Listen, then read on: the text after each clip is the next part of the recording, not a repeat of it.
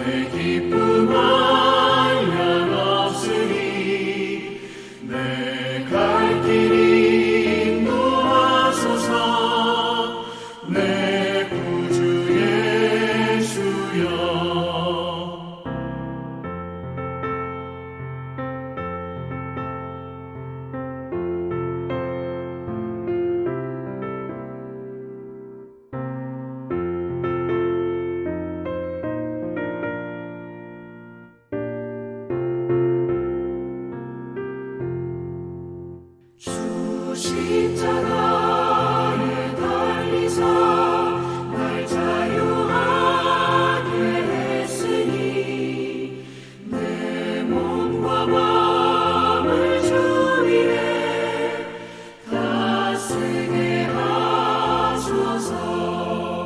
나 구주 위에 살리라.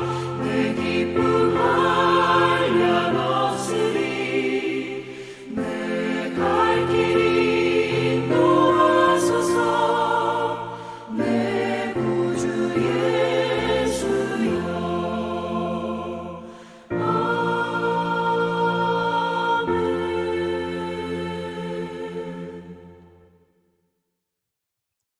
오늘 우리에게 주시는 하나님의 말씀은 마태복음 23장 13절에서 28절의 말씀입니다. 마태복음 23장 13절에서 28절의 말씀을 봉독하겠습니다. 화 있을진저 외식하는 서기관들과 바리새인들이여, 너희는 천국 문을 사람들 앞에서 닫고 너희도 들어가지 않고 들어가려 하는 자도 들어가지 못하게 하는도다. 화 있을진저 외식하는 서기관들과 바리새인들이여, 너희는 교인한 사람을 얻기 위하여 바다와 육지를 두루 다니다가 생기면 너희보다 배나 더 지옥 자식이 되게 하는도다. 화 있을진저 눈먼 인도자여, 너희가 말하되 누구든지 성전으로 맹세하면 아무 일 없거니와 성전의 금으로 맹세하면 지킬지라 하는도다. 어리석은 맹인들이여, 어느 것이 크냐, 그 금이냐, 그 금을 거룩하게 하는 성전이냐.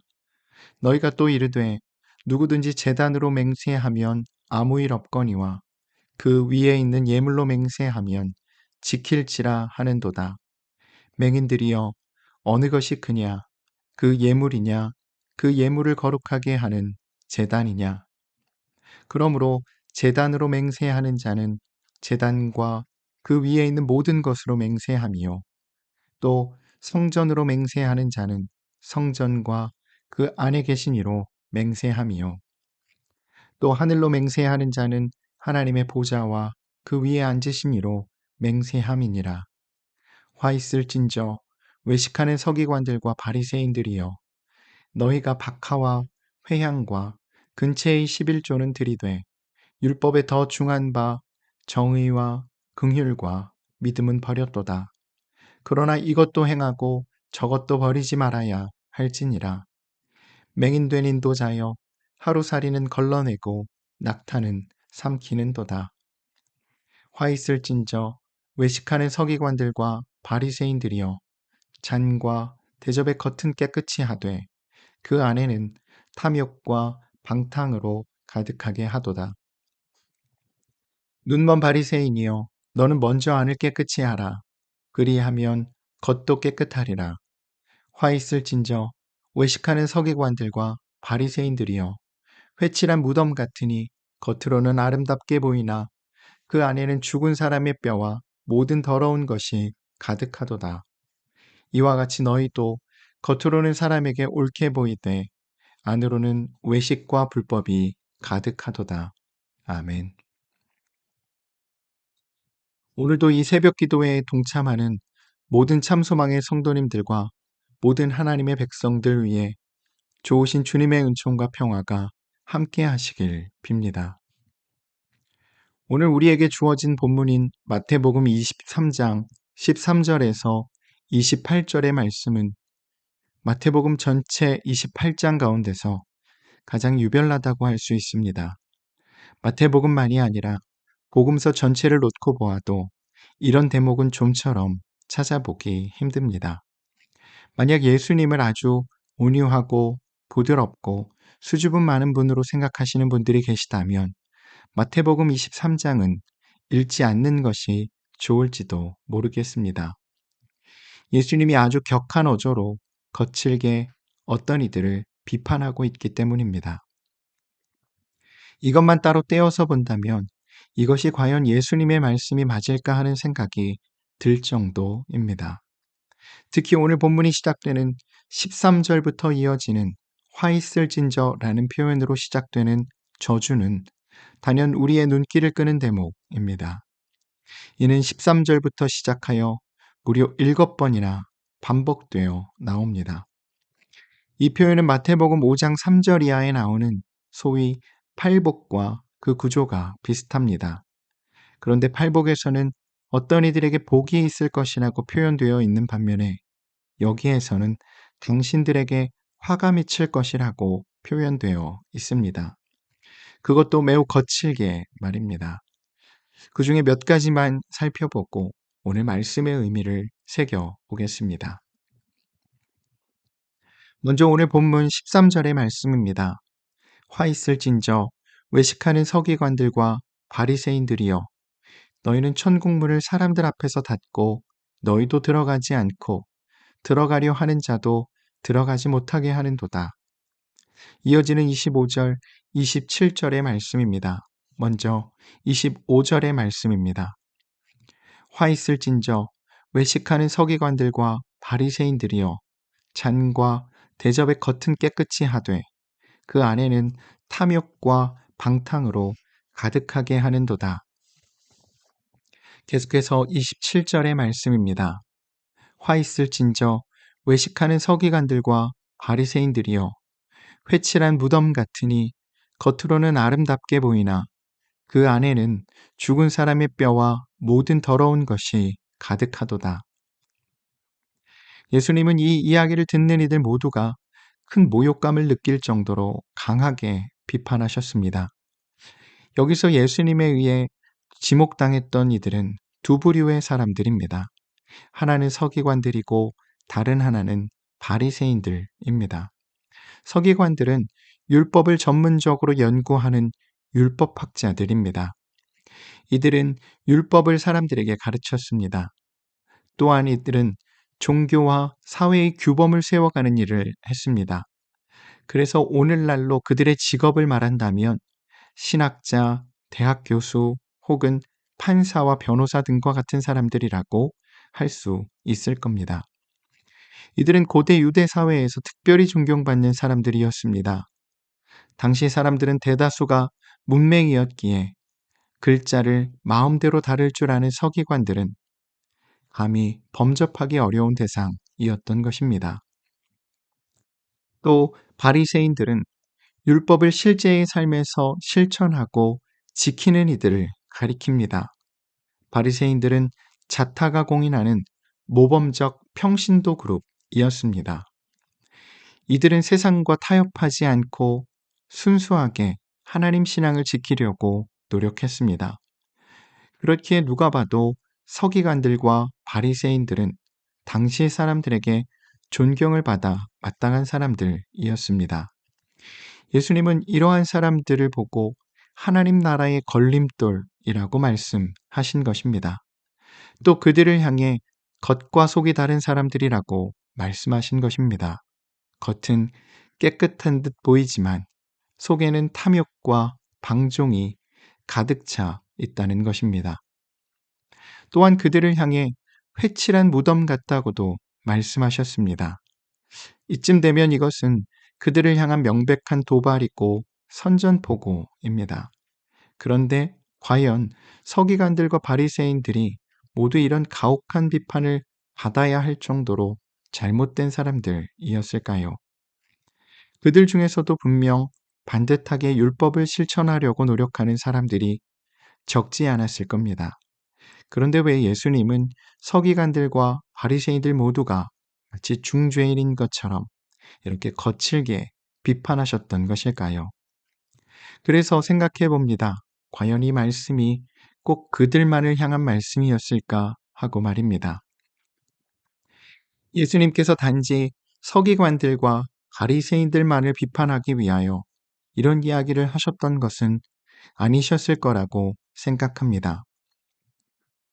앞서 말씀드린 것처럼 서기관들은 종교 지도자들 혹은 대학 교수, 변호사, 판사와 같은 사회 각층의 지도자들을 일컫는 말입니다. 또 바리새인들은 평신도들입니다. 그러니 예수님은 단지 그들만이 아니라 우리 모두에게 이 말씀을 하고 계신 것이라 하겠습니다. 그들의 문제는 바로 우리 모두에게도 똑같이 적용되는 것입니다. 하나님이 우리에게 다른 이들보다 먼저 하나님을 믿을 수 있게 해주신 것은 또 다른 이들보다 먼저 하나님의 말씀을 배울 수 있는 기회를 허락해 주신 것은 다른 이들의 삶을 판단하고 정죄하라는 것이 아닐 것입니다. 또 남다름을 뽐내라는 것도 아닐 것입니다. 시내산에서 하나님을 만나고 내려온 모세는 하나님의 말씀을 백성들에게 전하고는 자기 얼굴을 수건으로 가렸습니다.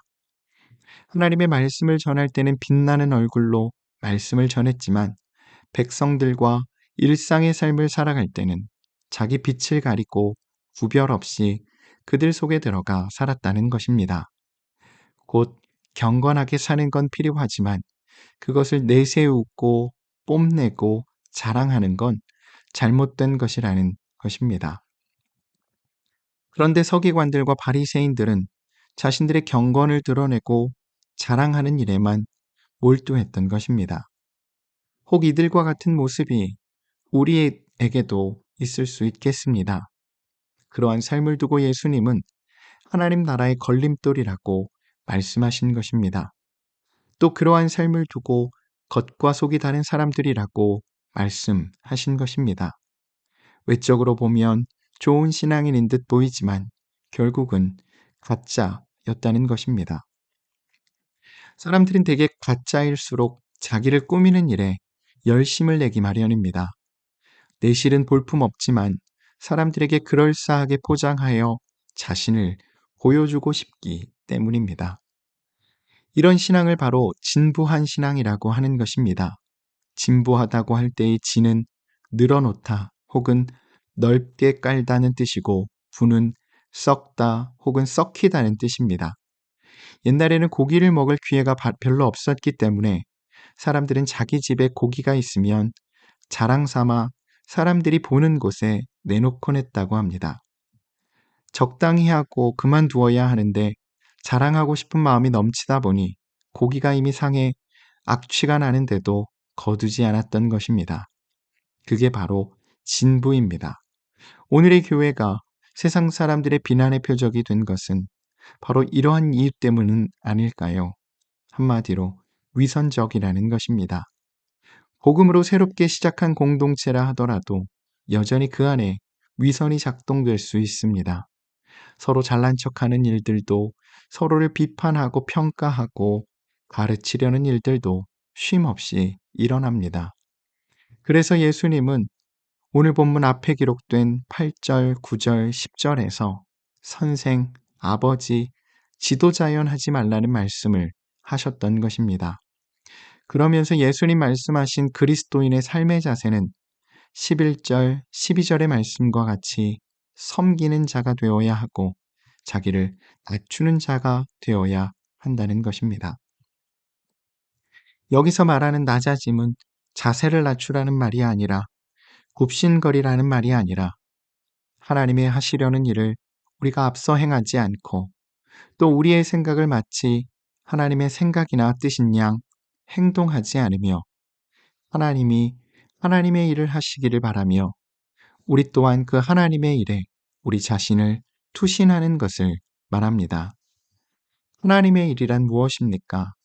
아슬아슬한 생존을 이어가고 있는 이들을 넓은 곳으로 인도하는 일은 무엇이나 하나님의 일입니다. 또한 연약해진 생명을 북돋워 일으키고 일그러진 생명을 온전케 하는 일은 무엇이나 하나님의 일입니다. 하나님께서 우리를 그 자리로 부르고 계신 것입니다.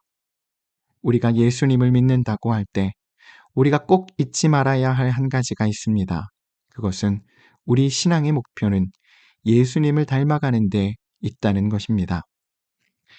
하나님께서 진정 우리에게 원하시는 것은 다른 것 아닌 우리 주님을 닮은 섬김과 낮아짐, 곧 겸손임을 잊지 말아야 하겠습니다.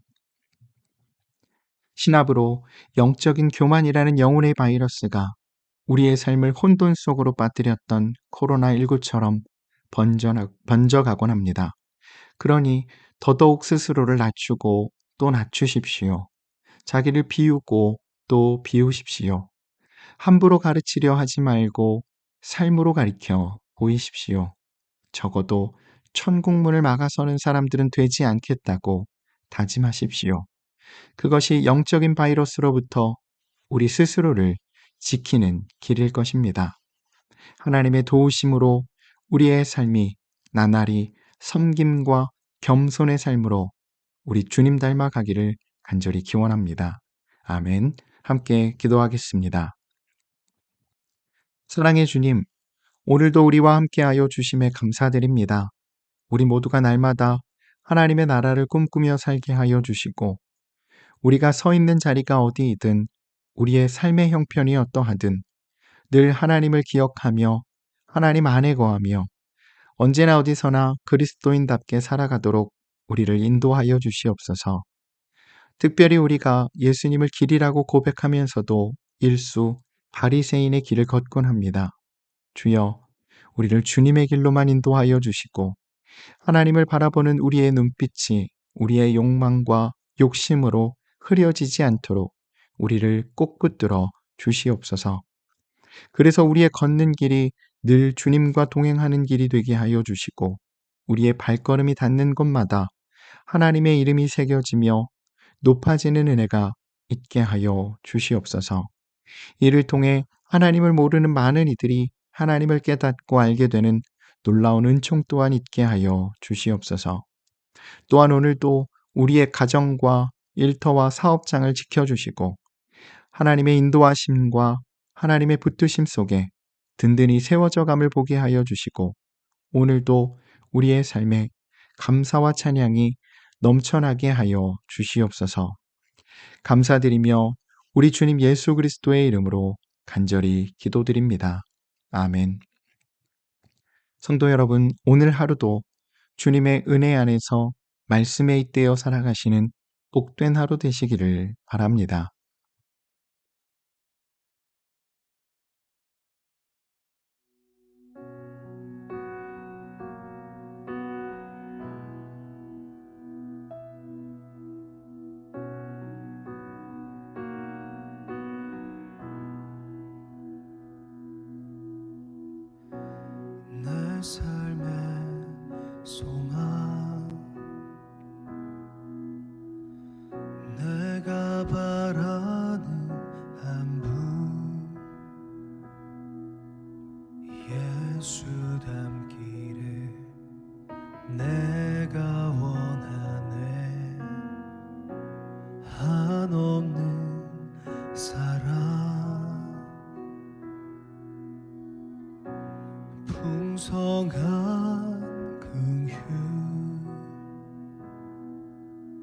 예수 닮기를 내가 원하네.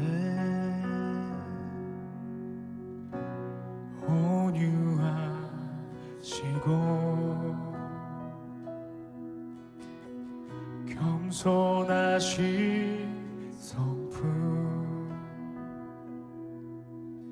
예수 닮기를 내가 원하네.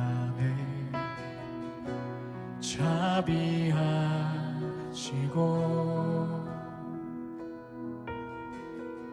위로자 되신 주